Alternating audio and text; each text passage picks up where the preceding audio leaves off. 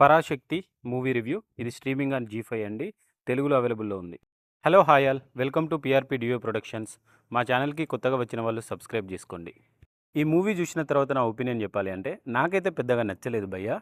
Paper మీద చాలా మంచి స్క్రిప్ట్ ఇది, కానీ ఎగ్జిక్యూషన్ టైంలో చాలా రొటీన్గా మనం చాలాసార్లు చూసిన రెవల్యూషనరీ టైప్ మూవీస్లానే అనిపించింది తప్ప ఏ మాత్రం కొత్తగా అనిపించలేదు. క్లైమాక్స్లో రేషన్ కార్డ్స్ తీసుకురావడం అనే ఒక చిన్న కాన్సెప్ట్ ఉంటుంది. అది కొద్దిగా మనకు యూనిక్గా అనిపించింది. ప్లాట్ లైన్ విషయానికొస్తే 1960స్లో హిందీ ఇంపోజిషన్ తమిళనాడులో ఎలాంటి రెవల్యూషనరీ థాట్స్ని రేకెత్తించింది అండ్ వాటి ద్వారా వచ్చే కాన్సిక్వెన్సెస్ ఏంటి, తమిళ్ పీపుల్ అనుభవించిన కష్టాలు ఏంటి అనేది ఈ మూవీ స్టోరీ భయ్య. ఈ మూవీతోటి మెయిన్ ప్రాబ్లం కూడా అదే భయ్య. ఈ మూవీ నడిచేది తమిళ్ లాంగ్వేజ్ మీద పోరాటం, కానీ మనం తెలుగు వాళ్ళం, సో మనకి ఎమోషనల్ కనెక్ట్ ఉండదు. సో ఈ లాంగ్వేజ్ బ్యారియర్ అనేది పక్కన పెట్టి చూస్తే కూడా ఏమైనా ఇంపాక్ట్ ఇచ్చిందా అంటే మంచి పొటెన్షియల్ ఉన్న సీన్ ఒక్కటి పడలేదు భయ్య. సీరియస్లీ ఒక్క పొటెన్షియల్ ఉన్న సీన్ పడలేదు. సినిమా ఓపెన్ అవ్వడమే ఏదో మధ్యలో నుంచి స్టార్ట్ అయిన ఫీలింగ్ వస్తుంది భయ్య.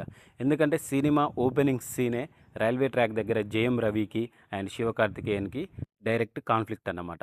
సో ఇక్కడే మనకి డౌట్ వస్తుంది, సినిమా మధ్యలో నుండే స్టార్ట్ అవుతుంది, సో మనకి ఇంపాక్ట్ ఏమైనా ఉంటుందా అనిపిస్తుంది. దాని తర్వాత ఒక చిన్న డెత్ జరిగిద్ది హీరో సైడ్ నుండి. నా వల్లనే ఆ డెత్ జరిగిందని ఆ పోరాటం మధ్యలో నుండి బయటికి వస్తాడు. మళ్ళీ ఒక డెత్ జరిగిద్ది.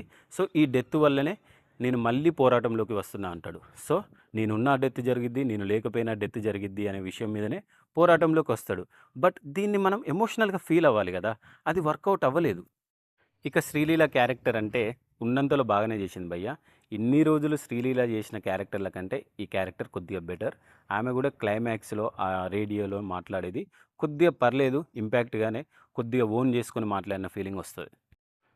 శివకార్తికేయన్ ఉన్నంతలో బాగా చేశాడు. కొన్ని ఎమోషనల్ సీన్స్లో కూడా చాలా బాగా యాక్ట్ చేశాడు అనిపించింది.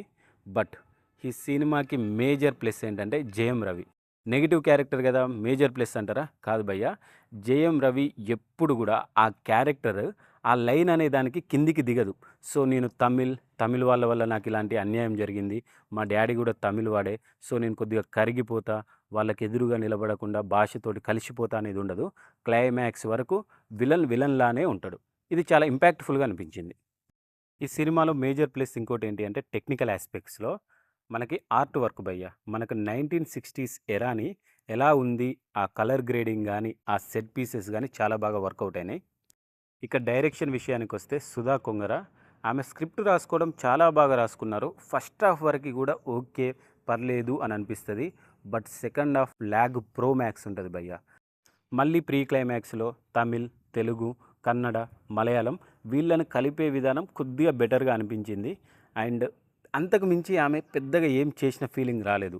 ఎందుకంటే మనది తెలుగు భాష అవడం వల్ల నేను ఓన్ చేసుకోలేకపోయినా, లేకపోతే సినిమానే అలా ఉందనేది మీరు మూవీ చూసి కామెంట్ చేయండి. అడల్ట్ కంటెంట్ అంటే ఈ మూవీలో అడల్ట్ కంటెంట్ ఏం లేదండి, ఫ్యామిలీతో చూడొచ్చు.